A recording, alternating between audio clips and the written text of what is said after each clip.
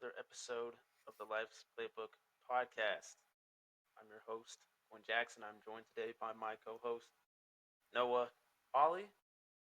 This is season 3, episode 9 of the show, if I'm not mistaken. With that being said, we're going to be talking about the national championship, the men's college basketball, the final cap, March Madness. Let me tell you, it's been crazy, and last night was even crazier. But we're gonna recap yesterday's two games between Auburn and Florida and Duke and Houston, as well as look ahead into tomorrow's national championship and let y'all know who we are rocking with to win it all tomorrow.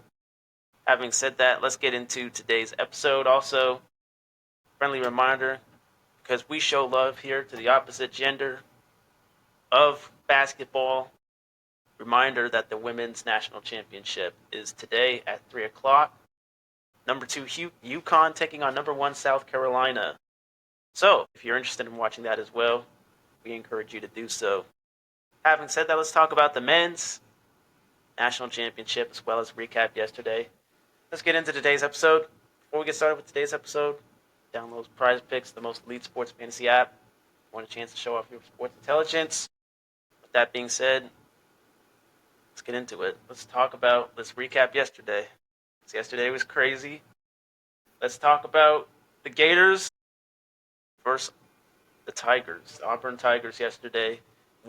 Me personally, I watched that game from start to finish.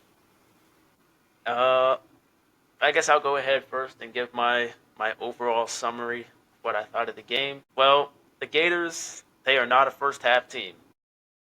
I'm saying it right now, they are not a first half team at all. They were actually getting smoked by Auburn in the first half. I'm not going to lie, they were getting smoked in the first half. In the second half, they're a great second half team, which is why I chose them last week.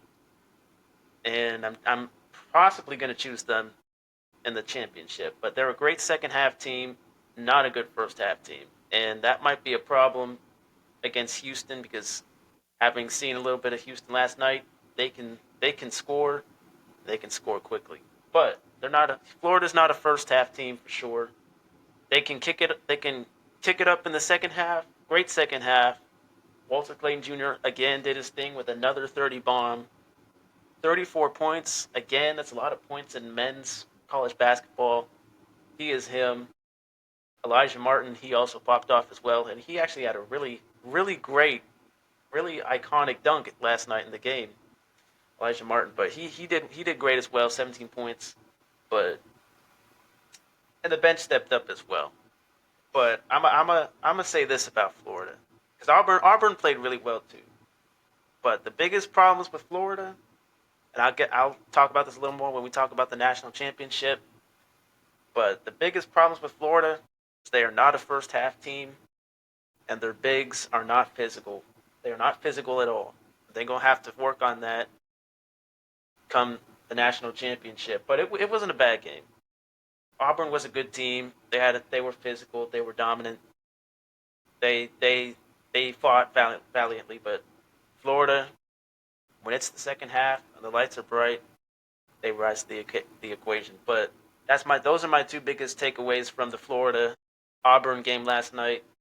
Obviously, Florida, they're going to have to really play a lot more physical, and they're going to have to learn to play in the first half because this Houston team, from what I seen yesterday, they can put up points. They can put up points quickly and efficiently. But that's what I got. That's what I took away from the first game, that is. Noah, what did you think about yesterday's game?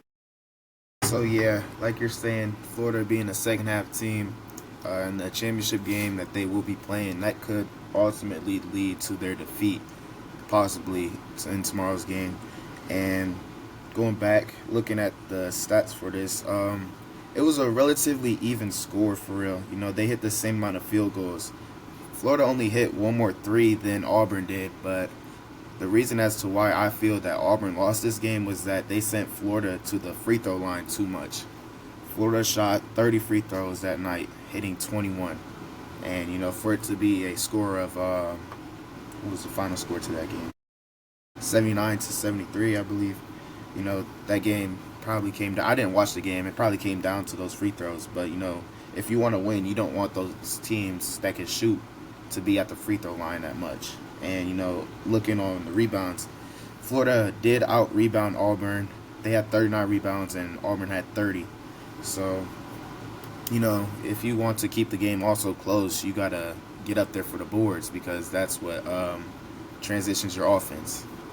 Yeah, the Gators, they're definitely going to have to be, their bigs are definitely going to have to be more physical. Very, like you said, very efficient at the free throw line, and pretty much summed it up perfectly. That is pretty much how the game ended for the Gators. Free throw line, clutch and one at the end as well. But that brought the score to 79-73. Again, Auburn, great team. They were giving the Gators nightmares in the first half. Their one center, dude, was really good. Broom played almost 40 minutes, 15 points. He was great. He was really good. Very physical, dominated the board, dominated Florida's bigs. But eventually, his weakness. He got worn and torn. But again, earlier in the first half, Auburn was all over the Gators. But Florida's the second half team, and that's ultimately what won them the game, 79-73. So, good job to the Gators at least. Obviously, I was rocking with them to beat the Tigers, and they did, and they advanced to their fourth ever national championship in school history, beating Auburn 79-73. So, having said that, let's talk about the other game that happened shortly after the Gators beat the Tigers. Duke versus Houston. Very, very surprising game. I'll say that much. And that game pretty much sums up what March Madness is all about. Two heavyweight schools. Two heavyweight schools, Duke and Houston. Obviously, Duke going into that game, they were heavy favorites to win that game. And Houston, they showed up in the second half, and they got the job done. So shout out to Houston. Personally, I was rocking with Duke to come out on top of that one. I seen Cooper Flag. Cooper Flag missed a clutch mid-range shot. We're gonna talk about that in a minute. But Noah, what do you think about that game? I know you had Houston coming out of that one, and I was wrong. I was wrong about that game. So Duke isn't a bad team. Cooper Flag, all props to him. Congratulations to what he did with his time with Duke. We know he's heading to this NBA draft. Looking at the stats to this game, Cooper Flag went 8 for 19. He hit 3 out of 4 3-pointers. It seems when he was coming down into the inside, he was missing a lot of those shots. He did go 100% from the free throw line, though, which is really good. He had 6 defensive rebounds and 3 blocks. So overall, it's not really a bad night for Cooper Flag, but he could have performed just a little bit better. And looking at the team stats for both teams, Houston missed a lot of shots. Houston was 23 for 61 from the field goal. And not going to lie, Duke missed a lot of shots too. They were 21 for 53 from the field. So, that could potentially be the reason as to why they did end up losing this game. They were beating Houston early on, but then when it came down to the final 2 minutes, it kind of seems like Duke let off on, the steam. They kind of started being, what's the word, laxative, I believe. They started being too, what is the word? Yeah, being too lenient. And Houston was 10 for 22 from the 3-point line. Duke was 7 for 17. And Houston completely out-rebounded that Duke team. So, I must save what I got to say about the rebounding part for the championship game against Florida. But, yeah, it kind of seems like Duke was getting out-rebounded the whole game from what it's looking like from the score. for the stats. It was not a great second half for Duke. Again, I only saw the first couple minutes of the first half, and it looked good. It looked good for Duke in the first half. They were dominating early, but like you said, they got lenient. I guess coming out of halftime, they thought they were going to cruise through the rest of the game, and Houston Houston thought otherwise. Another thing I want to point out here too, and this was kind of the same problem with the Gators had as well, but the Gators had a lot of turnovers as well, and Houston had two more turnovers than Duke did. They had 9 as a team. Duke had 7 as a team. I believe the Gators had 14 or 13 turnovers as a team collectively by the end of their game. That's another issue that I'll kind of talk about when we talk about our championship preview. But that was, like you said, Houston also completely out rebounded Duke, which is another thing, which is another key to winning games, getting on the board, getting the ball. But it just, Cooper Flagg, dude, best player in the world, missed a crucial game-tying shot, game-winning shot. On top of that, he had a stats-wise, I mean, he wasn't too bad points-wise, but like you said, it could have been better, especially with the collapse that they had in the second half. But props to him. He's definitely going to be a star in the NBA. It'll be exciting to watch him as well. Having said that, let's talk about the national championship, which is tomorrow. I will be watching that game from start to finish. Let's talk about it. Houston, here we are. Houston versus the Gators. Let's start with who we're rocking with. Noah, who are you personally rocking with to win it all? So I'm personally rocking with the Houston Cougars on this matchup, man. I'll explain why after you give your prediction onto who you think.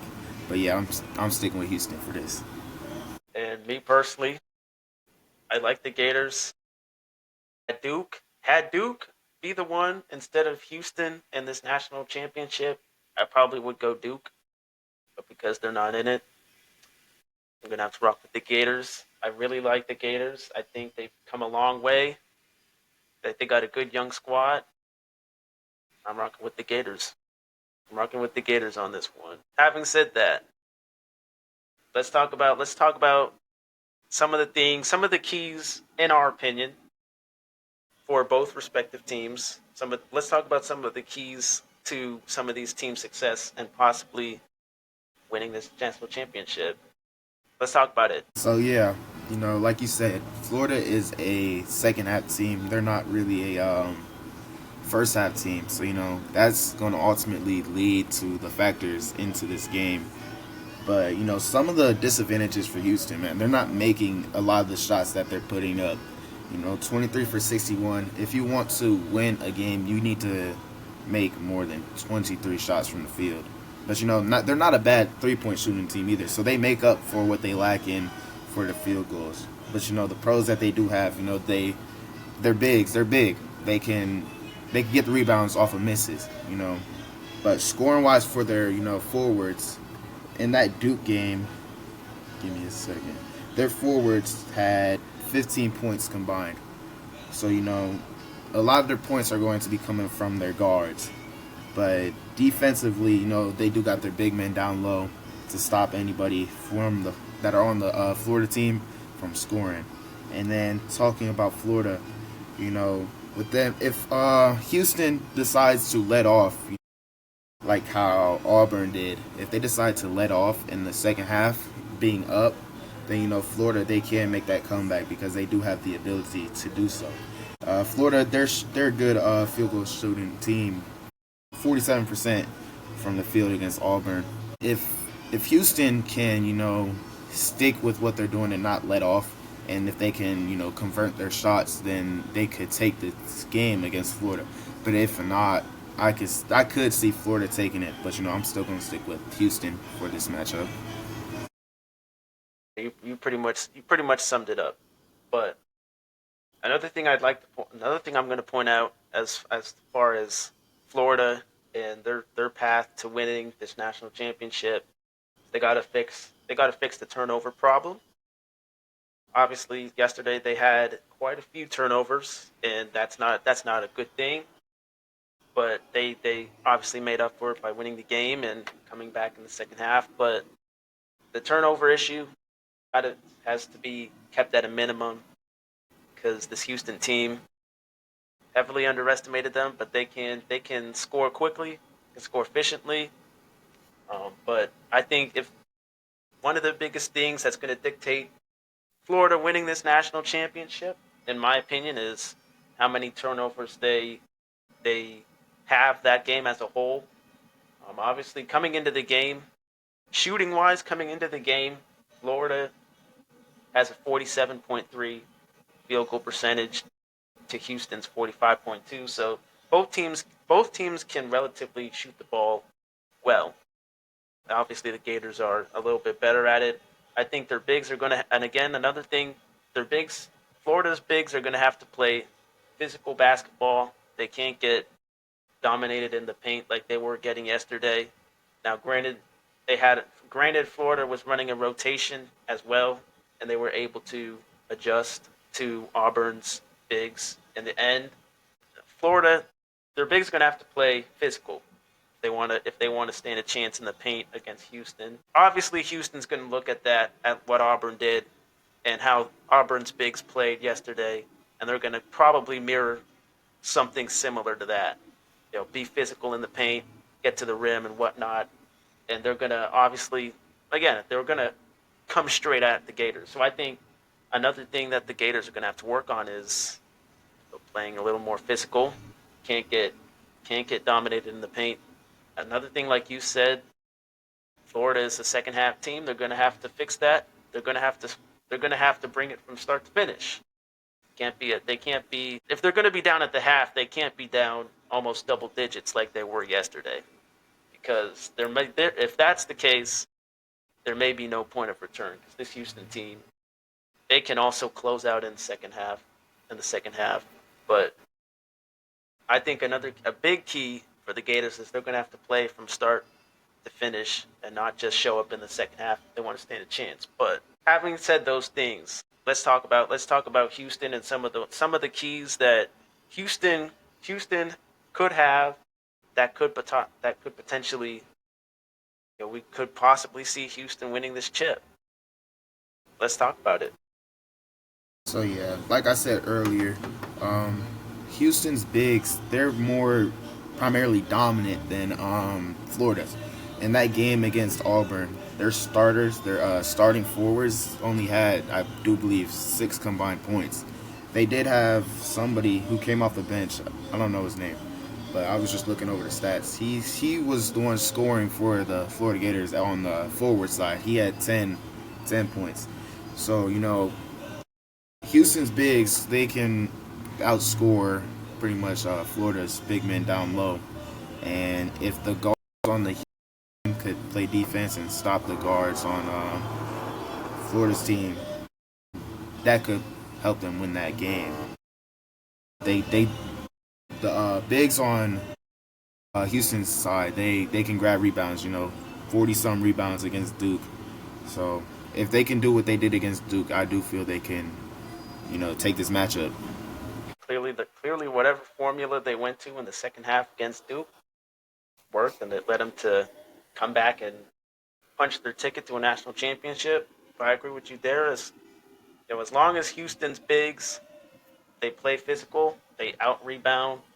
Because again, rebounding is going to be a big key to winning this national championship. If you're Houston, obviously, if they can out rebound, have fewer turnovers as well, because again, as a team, collectively, they had 9 against Duke.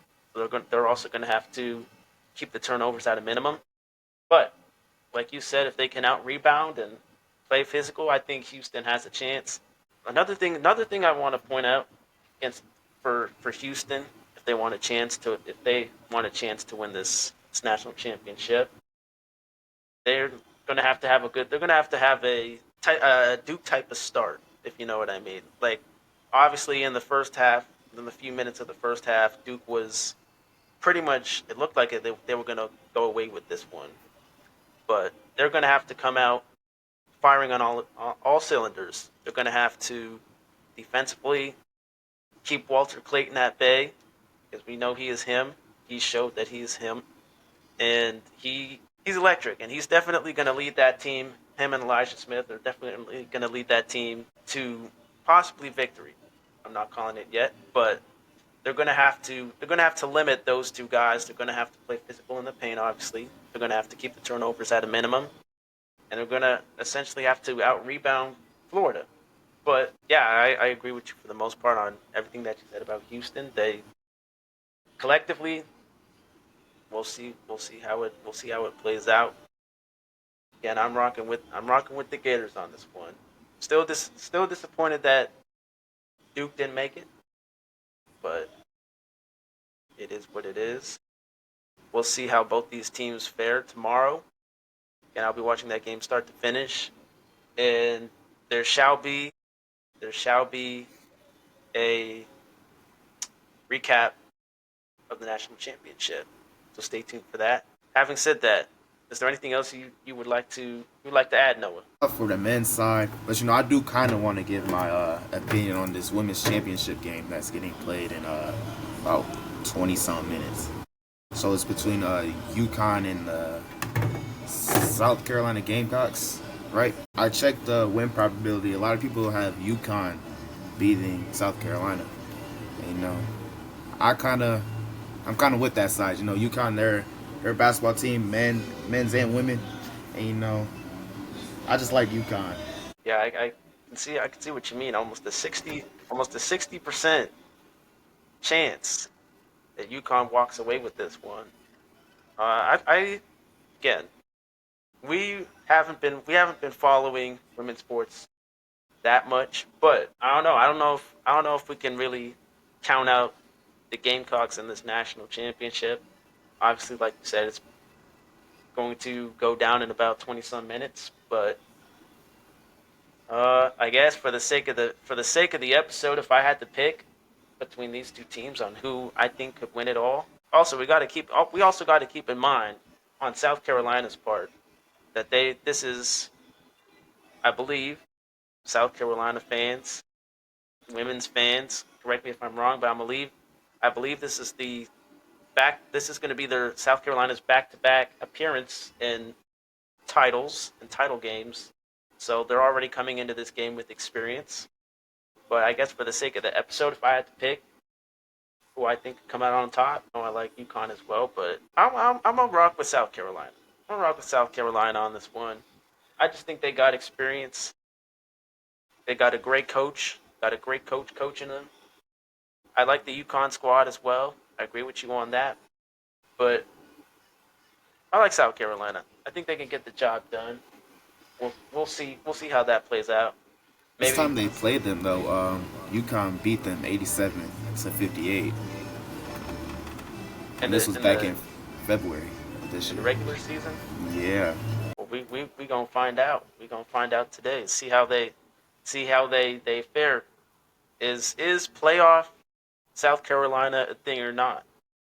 We gonna find out today, and we may even recap. We may recap on Tuesday the women's national championship as well. So stay tuned for that as well. Again, keep an eye out for the women's national championship. With that being said, this has been season 3, episode 9 of the Life's Playbook podcast. Now, do you have anything else before we close? Lakers in 5. Lakers in 5. It's going to be interesting to see the final top 5 in the West, because all those teams from the Lakers down to the 8th seed are all practically the same in record. So it's going to be interesting to see that top 5 in the West for sure. But Lakers in 5, Cavs in 4, Cavs to win it all. With that being said, we'll catch you guys Tuesday for season 3, episode 10 Life's Playbook podcast, where we'll be recapping the men's national championship as well as possibly the women's national championship. Till then,